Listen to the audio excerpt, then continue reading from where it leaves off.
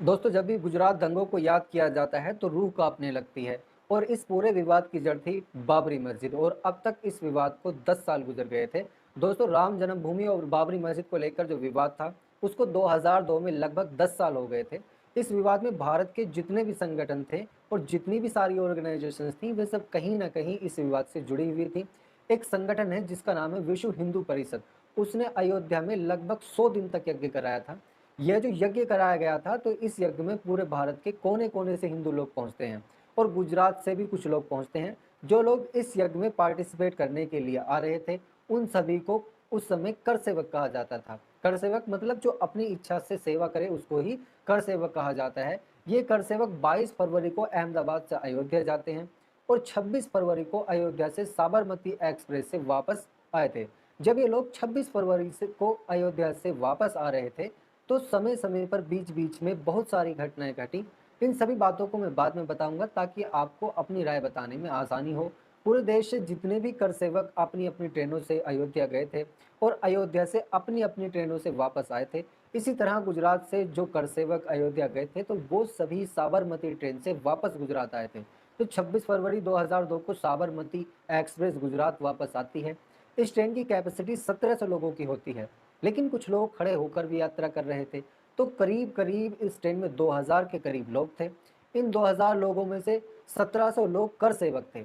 ये सारे कर सेवक एक ही जगह से एक साथ आ रहे थे, इसलिए डिब्बे में धार्मिक सॉन्ग भी चल रहे थे और जय जय श्री राम के नारे भी लगाए जा रहे थे और बीच बीच में कश्मीर के भी नारे लगाए जा रहे थे। इसमें कोच S6 और S5 था। इसके लिए कहा जाता है, इस कोच में कर सेवक ज्यादा थे।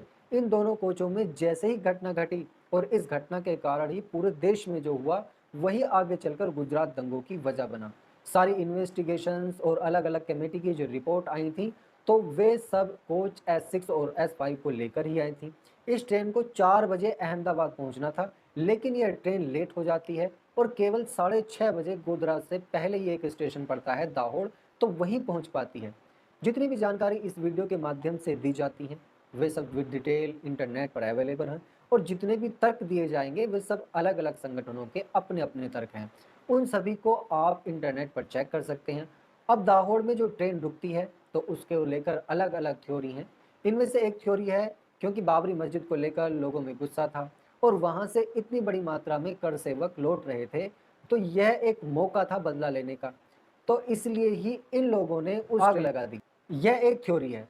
दूसरी थ्योरी यह है कि एक चाय वाला दाहोद स्टेशन पर S6 कोच में घुसता है, तो कर सेवकों द्वारा उस पर अभद्रता की जाती है और उससे जय श्री राम के नारे लगवाए जाते हैं और उसे ट्रेन में नहीं घुसने दिया जाता। तो इसी गुस्से में आकर लोग अगले स्टेशन पर उस ट्रेन में आग लगा देते हैं। और तीसरी थ्योरी यह है कि इसके पीछे पाकिस्तान की ISI का भी हाथ है।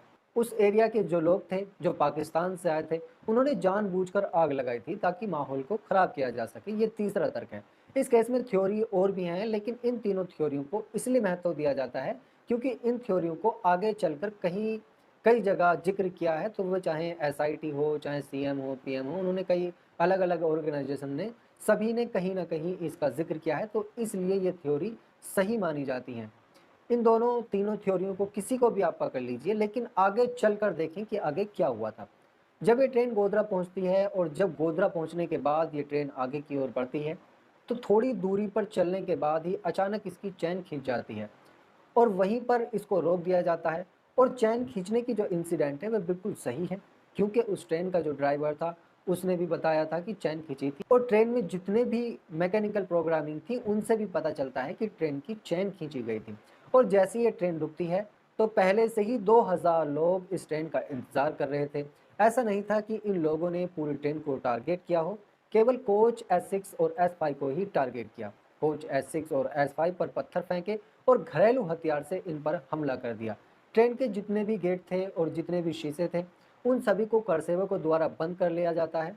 लेकिन थोड़ी ही देर में इस ट्रेन में आग लगा दी जाती है और जब तक इन्हें बचाने के लिए फायर ब्रिगेड आती है, तब तक 59 लोग मारे जाते हैं, जिसमें 22 मेल, 27 फीमेल और 10 बच्चे थे।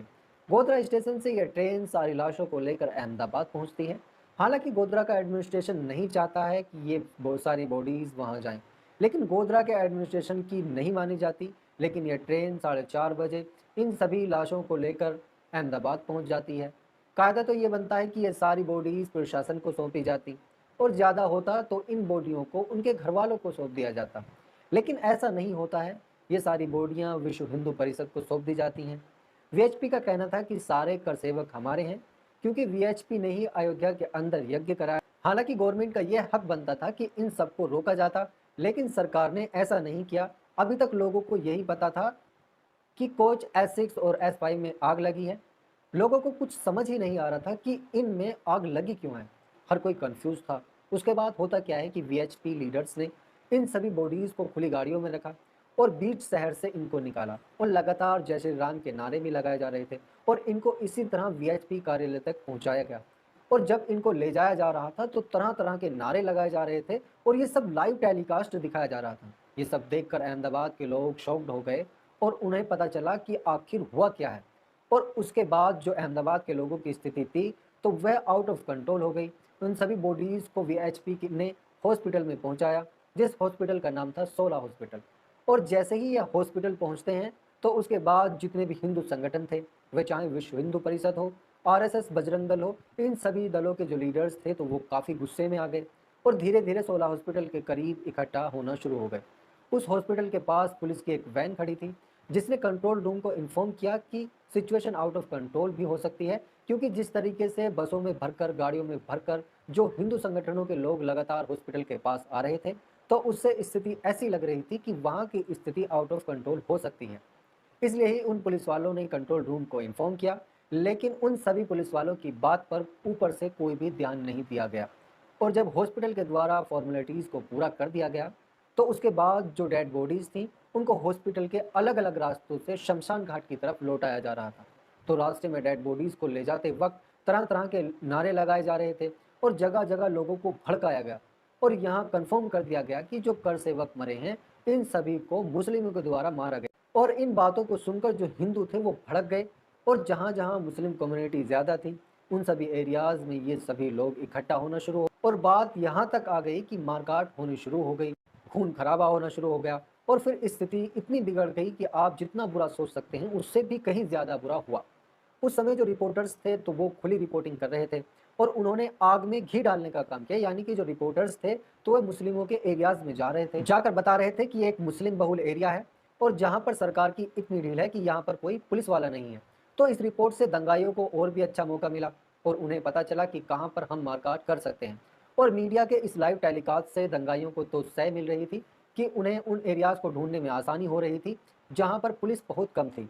और इससे एक चीज़ और हो रही थी कि जैसे जैसे लाइव टेलीकास्ट चल रहा था तो इन खबरों को देखकर गुजरात के अलग अलग एरियाज़ में लोग भड़क रहे थे और यहाँ दंगा लगभग 3 दिन तक चला और इन 3 दिनों में 790 मुस्लिम्स और 254 हिंदुओं की डेथ हो गई थी। अब गोधरा के अंदर 59 डेथ ऑलरेडी हो गई थी।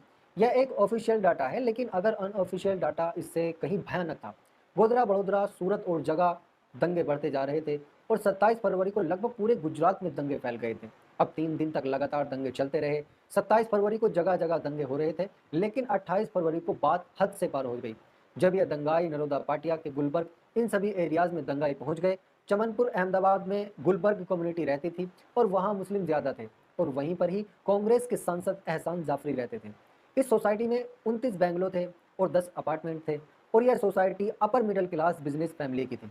28 फरवरी को 9 बजे सोसाइटी के सामने भीड़ इकट्ठा होनी शुरू हो जाती है और वहां पर उनके खिलाफ नारे लगने स्टार्ट हो जाते हैं। सोसाइटी के लोग पूरी तरह से डर जाते हैं और वो बैक टू बैक पुलिस को इन्फॉर्म करते हैं, लेकिन पुलिस के द्वारा कोई भी आश्वासन नहीं मिलता है। बाद में सोसाइटी के लोग कांग्रेस के एमपी एहसान जाफरी के पास जाते हैं और उनसे कहते हैं कि, लेकिन एहसान जाफरी कहते हैं कि मैं भी बार बार पुलिस को फ़ोन कर रहा हूं। और एहसान जाफरी लगातार पुलिस को फ़ोन करते हैं और बड़े बड़े पुलिस अधिकारियों को फ़ोन करते हैं, वहाँ के लोकल नेताओं को फ़ोन करते हैं, लेकिन वहाँ पर ना ही पुलिस आती और ना ही किसी नेता के द्वारा पुलिस वहाँ पर भेजी जाती है। जैसे ही दिन निकलता है तो दंगाई धीरे धीरे सोसाइटी के अंदर पहुँच जाते हैं और लगातार उन घरों में आग लगाना स्टार्ट कर देते हैं और कांग्रेस के नेता एहसान जाफरी समेत 69 लोगों को जान गंवानी पड़ती है और यहाँ पर ऑलमोस्ट सभी घरों को जला दिया जाता है और 18 घरों को पूरी तरह से आग के हवाले कर दिया गया। एक घर को छोड़कर पूरी ही बस्ती को तबाह कर दिया। आज तक इस बस्ती में कोई भी वापस नहीं आ सका। अक्टूबर 2016 में आज तक न्यूज चैनल ने तहलका की स्टिंग ऑपरेशन की फुटेज को पब्लिक कर दिया। इस फुटेज में वीएचपी बजरंग दल के एक्टिविस्ट इंक्लूडिंग थे और कुछ गवर्नमेंट के एमएलए भी शामिल थे। और इस फुटेज में ये लोग डिस्कस कर रहे थे कि कैसे उन्होंने वहां पर सब कुछ किया। उसके बाद एसआईटी का गठन किया गया और 2017 में 11 लोगों को उम्र कैद की सजा दी गई। सेम डेट गुजरात दंगों की एक और घटना होती है जो गुजरात दंगों की सबसे बड़ी घटना मानी जाती है। अहमदाबाद के नरोदा पाटिया और उसके पास में एक गांव पड़ता है नरोदा। यहाँ पर ही एक घटना होती है जो वहां पर लगभग 10 घंटे यह घटना होती है और 10 घंटे के अंतराल में सबसे ज्यादा खून खराबा होता है और वहां पर सबसे ज्यादा डेथ होती है। नरोदा पाटिया एरिया में ज्यादातर मुस्लिम मजदूर रहते थे और कुछ इमिग्रेंट कर्नाटक और मुंबई से भी आकर रहते थे जो वहां पर मजदूरी किया करते थे। 27 फरवरी को मिस इन्फॉर्मेशन फैला दी जाती है और ये कहा जाता है कि हिंदू लड़कियों को मुसलमान किट।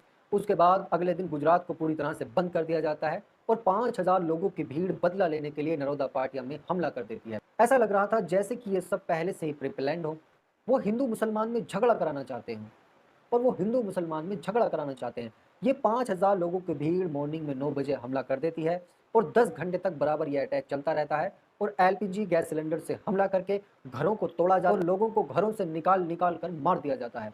भीड़ के पास हथियार बहुत थे और ये हथियार आखिर आते कहाँ से हैं, इस बात का आज तक पता नहीं चल पाया है। ये एक रहस्य में है। इतनी बड़ी बड़ी इन्वेस्टिगेशन टीम बैठी लेकिन आज तक ये टीम इस बात का पता नहीं लगा पाई। इस घटना में घरों को पूरी तरह से जला दिया गया, औरतों के साथ बलात्कार किया गया और जो घर में आदमी थे उनको मार दिया गया और इन 10 घंटों के अंदर 97 लोगों को अपनी जान गंवानी पड़ी। वहां पर एक कुआं है और उस कुएं को आज तक कोई नहीं भूला है क्योंकि जब वहां पर दंगाई मुसलमानों को काट रहे थे तो उस कुएं को पूरी तरह से लाशों से भर दिया गया था। इसका जिक्र इंडिया के बाहर की जो ऑर्गेनाइजेशन थी उन्होंने अपनी इन्वेस्टिगेशन में किया है। इन सभी दंगों का जो मास्टरमाइंड था तो वो था बाबू बजरंगी।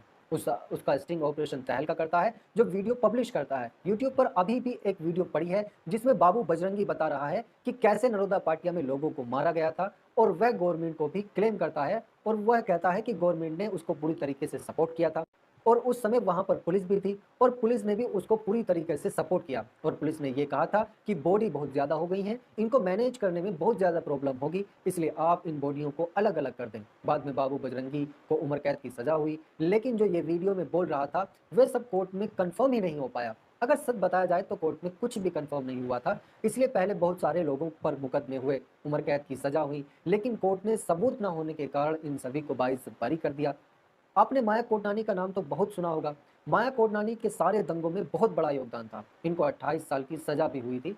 इस सारे इवेंट को ऑर्गेनाइज कराने में इसका बहुत बड़ा योगदान था लेकिन आगे चलकर इनके खिलाफ भी सबूत न होने के कारण इनको भी कोर्ट ने बरी कर दिया था। जब नरोदा पाटिया इंसिडेंट हुआ तो उसके बाद माया कोडनानी बहुत बड़ी वोटों के साथ जीती और इसको कैबिनेट मंत्री भी बनाया गया लेकिन इस केस के चलते इसको अपनी पोजीशन छोड़नी पड़ी। इसके अगले ही दिन 1 मार्च को वडोदरा में हनुमान टेकरी एक एरिया है जहां पर बेस्ट बेकरी के नाम से एक बेकरी चलती थी। उस बेकरी में 14 लोग कार्य करते थे जिनमें से 11 लोग मुस्लिम थे और 3 लोग हिंदू थे। उस बेकरी में दंगाइयों के द्वारा आग लगा दी गई और उन 14 के 14 लोगों को बेकरी के अंदर रात को 8 बजे आग लगाकर जिंदा जला दिया गया और दंगाइयों के खिलाफ कोई सबूत न होने के कारण उनको आज तक कोई भी सजा नहीं दी गई।